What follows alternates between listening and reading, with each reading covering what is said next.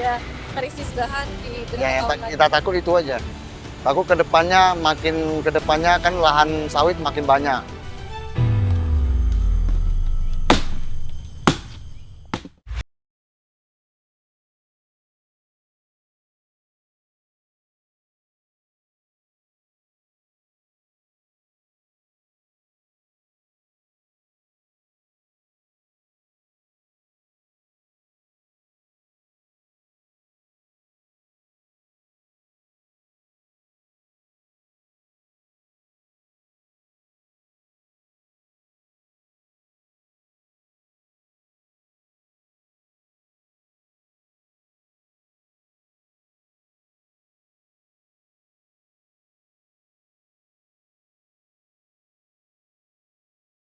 Yang ramai itu dari Bengkalis ke arah Sungai Pakni.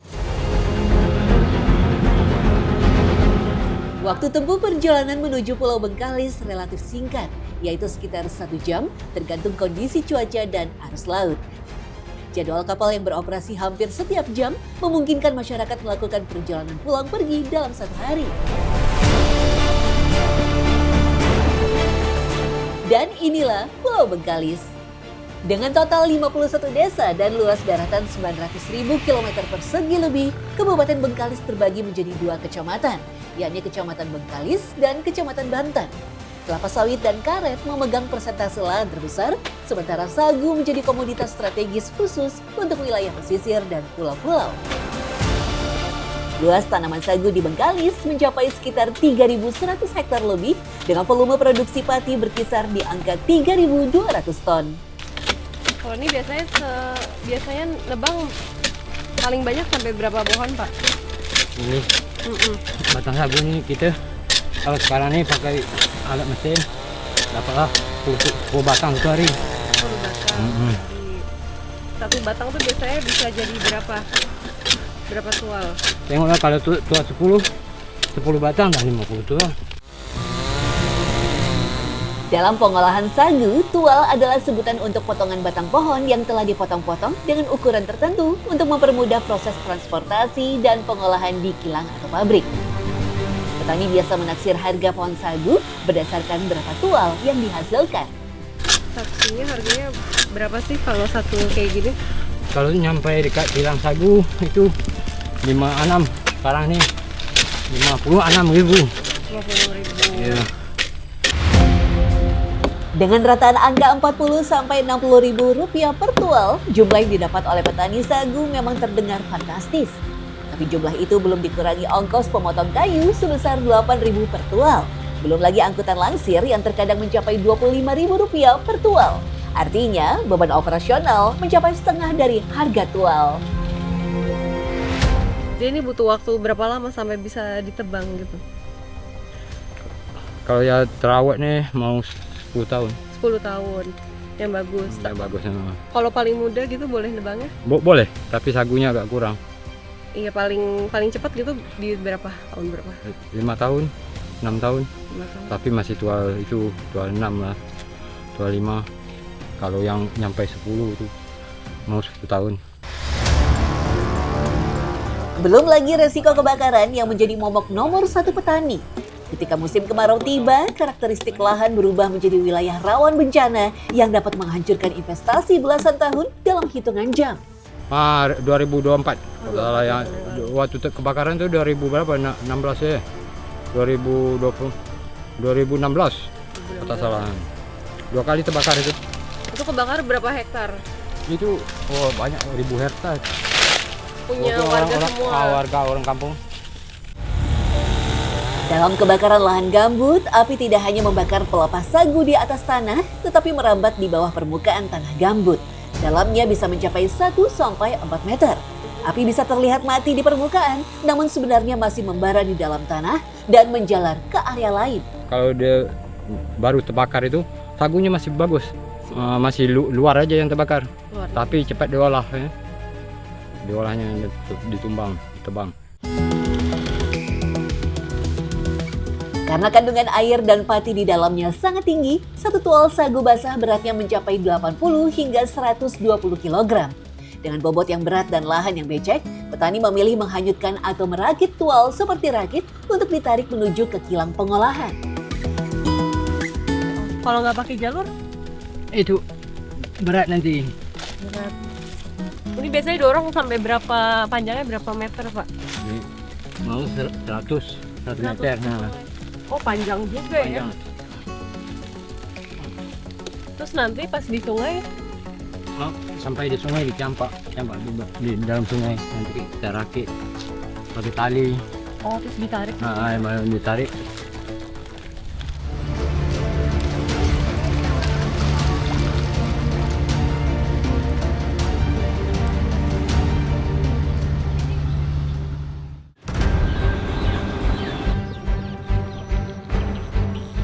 Karena kayak kita ini kan masih manual.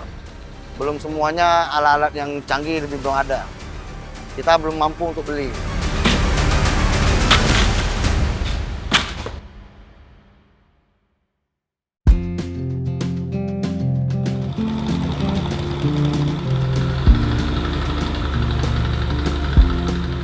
Di Pulau Bengkalis terdapat sejumlah kilang sagu aktif berskala kecil.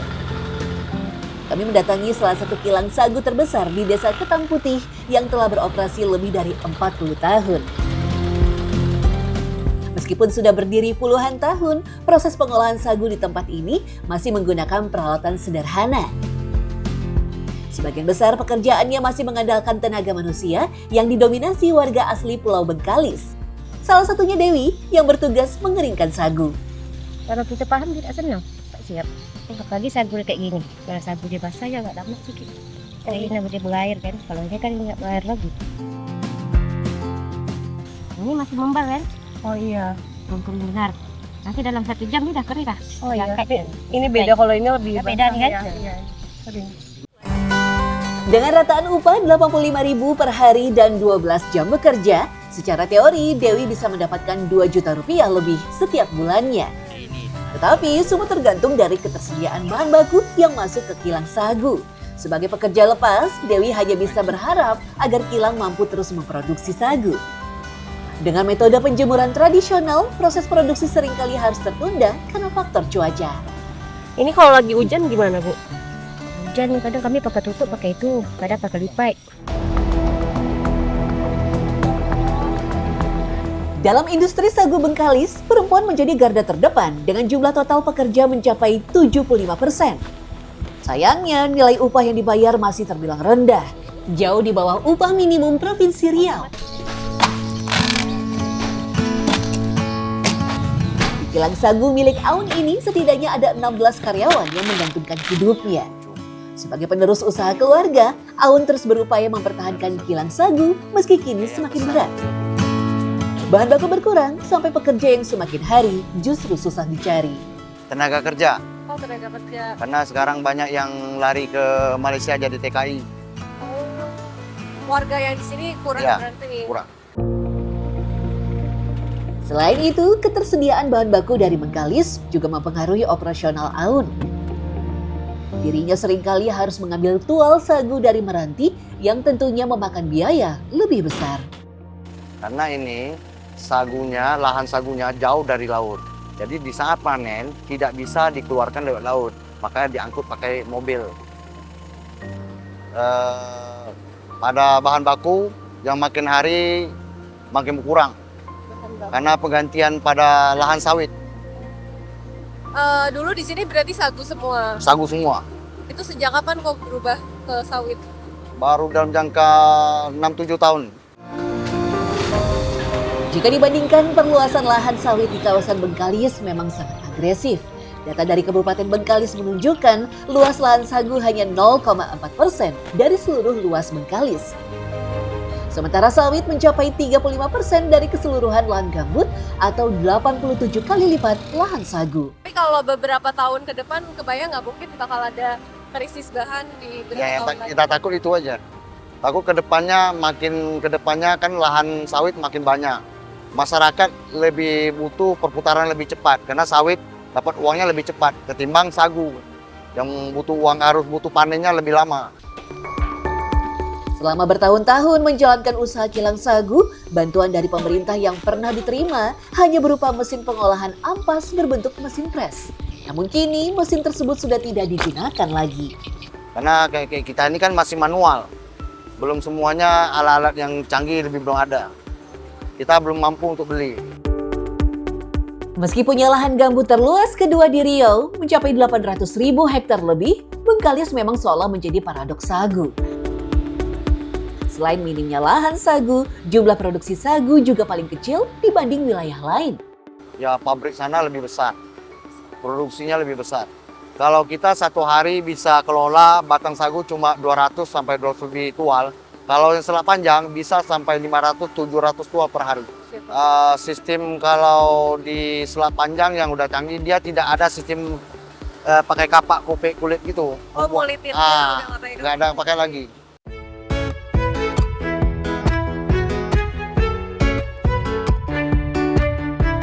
Menjadi makanan pokok turun-temurun, sagu Bengkalis banyak diolah menjadi mie.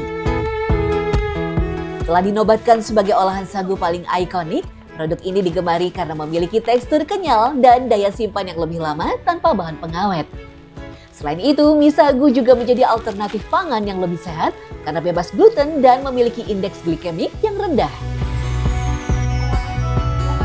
Mungkin ada perbedaannya sih. Cuma ini kita memang betul-betul alami. Memang betul-betul alami. Tidak menggunakan pengawet, bahan pengawet. Dalam pembuatan mie sagu, tepung sagu kering dicampurkan dengan tepung sagu basah untuk menghasilkan adonan dengan tekstur yang tepat. Di Bengkalis sendiri, produsen mie sagu kebanyakan didominasi oleh usaha rumahan. Pasar terbesar pun masih di wilayah lokal. Supian menyebut dirinya beruntung pernah menyetok beberapa pedagang di Malaysia. Meski akhirnya dia harus menerima nasib dan memusatkan perhatian di pasar lokal. Pernah nyoba kirim nggak Pak? Kan ini dekat sama Malaysia ya. Pernah coba ekspor gitu Pak? Pernah juga. Cuman agak lama sampainya kan barangnya kan. Berapa lama Pak nyampainya? Mungkin 2 minggu, 3 minggu. Oh iya, lama banget. Padahal nyebrang doang ya Pak? Iya. Terus akhirnya sejak itu nggak dilanjutin lagi? Enggak sih, fokus di Indonesia nih. Oh gitu. Meski Riau menjadi penghasil sagu nomor 1 bersama Papua Barat, Bengkalis memang harus menerima pengecualian. Total ekspor Riau ke luar negeri didominasi Kabupaten Meranti yang produksinya mencapai 293.000 ton. Sementara di Bengkalis tak ada satupun produsen sagu yang bisa mengekspor ke negara lain. Angka yang lebih mencengangkan adalah lahan di Meranti hanya 16 kali lebih besar bisa menghasilkan produksi 66 kali lebih besar. Supian menyebut meski bantuan pemerintah telah datang, dirinya masih punya harapan lebih agar sagu Bengkalis bisa bersaing. Ada juga sih mesin skala besar kan, untuk produksi yang lebih besar lah gitu kan. Ini kan kita menggunakan mesin yang kecil nih kan. Butuhnya kita mungkin mesin tuh, pada mesin yang skala lebih besar kan. Padahal selama 25 tahun menjalankan usaha mie sagu, Supian menyebut tepung sagu Bengkalis punya kualitas yang lebih baik. Kebanyakan di Meranti itu kan dia menggunakan air gambut kan. Nah itu air gambut itu mie jadi diri sendiri. Contohnya mie itu kalau hanya 1 bulan jadi nggak sampai 1 bulan dia udah udah tak bagus lagi dia. Lebih enak sagu di Bengkalis ini. Lebih enak. Cara pengayakannya lebih halus, lebih mudah.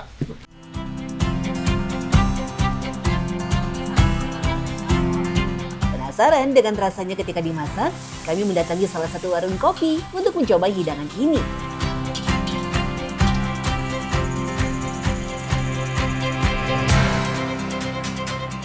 Mie Bengkalis dapat disajikan basah atau berkuah, lembab atau setengah basah, maupun kering atau goreng.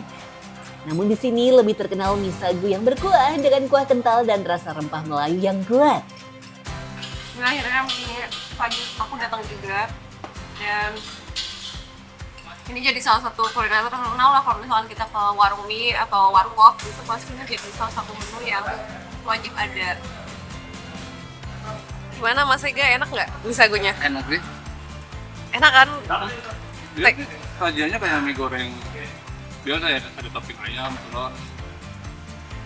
Tapi ini kayak mie goreng tapi lebih kenyal aja. Ya kayak kue tiaw gitu ya, tapi Kayak gitu. bentuknya kayak mie. Karena lokasi Bengkalis berada di daerah pesisir Melayu, yaitu jalur perdagangan Selat Malaka, makanan di Bengkalis mendapatkan pengaruh dari budaya Melayu dan Tionghoa. Pengaruh ini menghasilkan makanan khas seperti mie rebus Bengkalis, mie sagu, mie lembab, lece, dan mie seafood pesisir. Sebuah fakta yang menyedihkan memang. Di tengah luasnya lahan gambut yang tersedia, sagu seolah menjadi pilihan profesi kedua masyarakat Bengkalis. Padahal potensi itu nyata. Sagu bahkan menjadi makanan pokok etnis Melayu sejak 400 tahun silam. Berbeda dengan sawit yang bahkan baru masuk di Bengkalis akhir tahun 2000. Faktanya, meski sagu didukung peraturan presiden sebagai bahan pangan lokal, tidak ada perda yang secara spesifik mengatur perlindungan lahan sagu. Iya, kita kan juga menyampaikan juga dalam alih fungsi lahan. Kita juga nggak sarankan harus alih fungsikan menjadi lahan sawit. Ada juga beberapa lahan yang memang sudah menjadi kebun kelapa, kemudian kebun karet, kebun sagu. Nah, kalau mereka masih tetap mempertahankannya, ya silakan. Tapi juga kalau mereka mau merubahnya, kita juga udah ada perdanya tersendiri, karena mereka kan punya lahannya milik sendiri gitu, bukan milik pemerintah. Cuman kita pernah sarankan, kita kasih edukasi kepada masyarakat bahwasannya pengalihan fungsi terhadap lahan ini tidak semuanya cocok di daerah pulau. Meski saat ini pemerintah telah mengeluarkan aplikasi dini untuk mendeteksi titik api, penanganan kebakaran lebih pada reaksi dibanding pencegahan yang nyata. Terus juga mengedukasi masyarakat bahwasanya untuk membuka lahan tidak perlu harus membakar gitu. Kemudian juga kita mengaktifkan juga masyarakat yang peduli api yang memang siap siaga untuk memberikan laporan ketika ada kebakaran di sana. Jadi antisipasi, apalagi ini nanti mau masuk 2 bulan ini ya kemarau panjang. Nah, kita El Nino, dia juga pembuatan kanal-kanal sehingga mungkin kalau memang terjadi kebakaran untuk sumber airnya mudah didapat.